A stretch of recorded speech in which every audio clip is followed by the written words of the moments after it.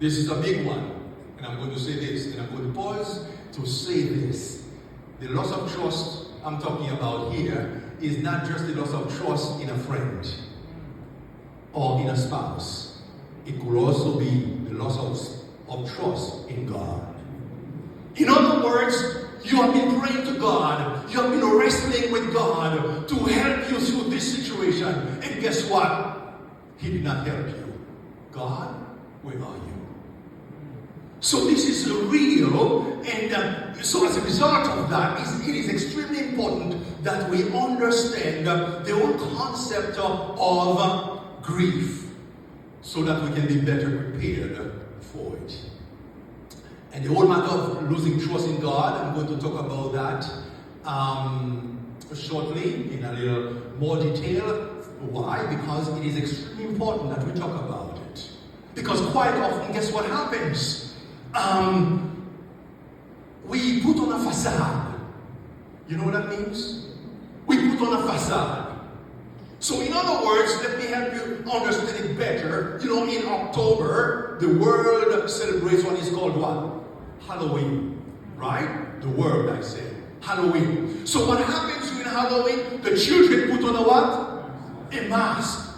But for us, at times as Christians, we put on that mask 24/7. Right? And 365. So we give the appearance that everything is good, but when we are in a private chamber and talking to our God, we do have a problem.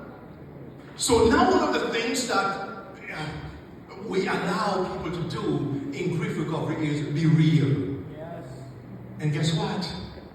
If you have an issue with God and you are wrestling with God and you have some questions to God, don't be afraid to talk to God, to tell Him how you feel. That is part of therapy. Right? Because when you read the Bible, from Genesis to Revelation, every single prophet or author, they had their own questions. When you read the book of Psalms, for instance, it's all about God.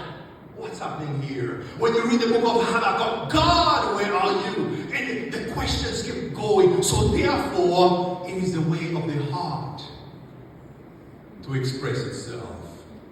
So we grieve the loss of any significant relationship, whether or not it exists. So in other words, you don't have to grieve only because you had a wonderful